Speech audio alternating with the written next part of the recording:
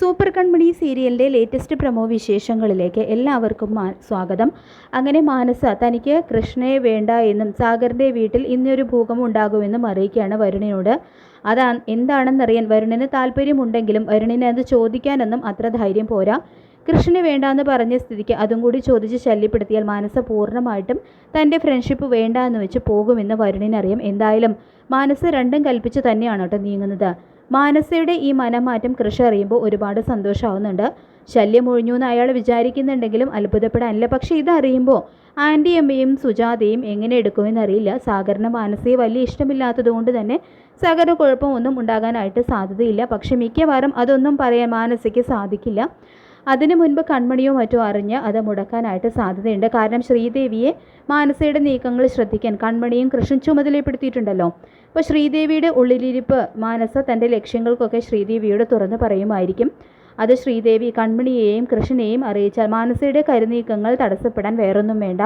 ഭാഗ്യശ്രീയെ നിസ്സാരമായിട്ട് കാണണ്ടെന്ന് വീണ്ടും അവൾ തെളിയിക്കുന്നുണ്ട്. വെറുതെ ഇരിക്കുകയാണ് ഭാഗ്യശ്രീ എന്ന് സുമിത്രയ്ക്ക് തോന്നുന്നുണ്ടെങ്കിലും ഭാഗ്യശ്രീ കൃത്യമായിട്ട് ജയിലിലെ സുമിത്രയുടെ ജീവിതം നിരീക്ഷിക്കുന്നുണ്ട്. അവളോട് സൗഹൃദമുള്ളവരും ജയിലിനകത്ത് ഉണ്ട് കേട്ടോ. അങ്ങനെ സുമിത്രയെ കാണാനായിട്ട് ജയിലിൽ മാനസ ചെന്നിരുന്ന കാര്യം കൃത്യമായിട്ട് ഭാഗ്യശ്രീ അറിയുന്നുണ്ട്. അവൾക്ക് അത് എന്തിനാണെന്നൊന്നും പിടികിട്ടുന്നില്ല. അമ്മയ്ക്ക് എന്തിനാ മാനസികമായിട്ട് ഒരു സുഹൃബന്ധം അവൾ ചിന്തിക്കുന്നുണ്ട്. എന്തെങ്കിലും ഉടായ്പ് കാര്യത്തിനാകുമെന്ന് അവൾക്കറിയാം. കാരണം രണ്ടുപേരും ഉടായ്പിൻ്റെ ഉസ്താദുമാരാണല്ലോ. ഇക്കാര്യം കൺമണിയെ വിളിച്ച് ഭാഗ്യശ്രീ അറിയിക്കുകയും ചെയ്യുന്നുണ്ട്.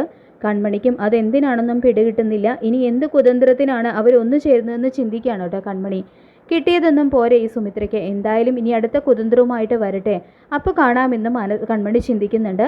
മാനസയാണെങ്കിൽ സാഗറിൻ്റെ വീട്ടിൽ ഉള്ളൊരു ബോംബ് പൊട്ടുമെന്ന് ശ്രീദേവിയെ വിളിച്ച് പറയാണ്. ശ്രീദേവി എത്ര കുത്തി ചോദിച്ചിട്ടും എന്താണ് കാര്യമെന്ന് മാത്രം മാനസ പറയുന്നില്ല കേട്ടോ. അങ്ങനെ അവളുടെ വിശ്വസ്തയാണെന്ന് കരുതി അവളെ ചതിക്കുകയാണ്. ഓരോരുത്തരായിട്ട് മാനസയുടെ പിടിയിൽ നിന്ന് പോയി കൺമണിയുടെയും കൃഷ്ണൻ്റെയും ഒപ്പം അണിനിരക്കുന്നു.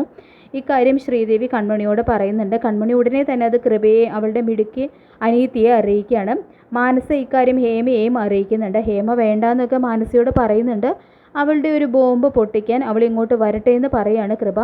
ഭാഗ്യശ്രീ ആണെങ്കിൽ കൺമണിയോട് അക്കാര്യം പറയുമ്പോൾ കൃഷ്ണൻ ഉണ്ട് കേട്ടോ കൺമണിക്കൊപ്പം. ആ സമയം അക്ഷരാർത്ഥത്തിൽ ഇത് പ്രശ്നങ്ങൾ ഉണ്ടാക്കുന്ന വാർത്ത തന്നെയാണെന്നൊക്കെ കൺമണി പറയുന്നു. അങ്ങനെ മാനസയുടെ കാറ് കൃഷ്ണകൃപയിൽ ലാൻഡ് ചെയ്യുന്നുണ്ട്. കൃപ ഓടിച്ചെന്ന് നോക്കുകയാണ്. എന്തായാലും കൃപ അവിടെ ഉള്ളതുകൊണ്ട് തന്നെ മാനസയ്ക്ക് മിക്കവാറും ഒന്നും പറയാൻ സാധിക്കില്ലായിരിക്കും. പിന്നെ കൃപ ഈ വിവരം നേരത്തെ അറിഞ്ഞതുകൊണ്ടും കൃപയ്ക്ക് ഈ വാർത്ത കേട്ടാലും ഒന്നും തോന്നാനും പോകുന്നില്ല. അങ്ങനെ മാനസ സുമിത്രയിൽ നിന്നും ഈ വാർത്തയാണ് കേട്ടിട്ടുണ്ടാകുകയെന്നും ഇന്നാണ് അവൾ സാഗറിൻ്റെയും സുജാതയുടെയും അടുത്ത് പറയാൻ പോകുക എന്ന് ഊഹിച്ച കൺമണി കൃഷ്ണനോട് പറയുമ്പോൾ ഈ വാർത്ത എങ്ങാനും അവൾ പറഞ്ഞാൽ അവളെ ഞാൻ കൊല്ലുമെന്ന് പറയുന്നുണ്ട് കൃഷി. ഇത് കേട്ട് സാറിനെ വിളിക്കുകയാണ് കൺമണി. ഇതേ സമയം മാനസ സാഗറിൻ്റെയും സുജാതയുടെയും മുന്നിൽ എത്തുകയാണ് കേട്ടോ ചെയ്യുന്നത്.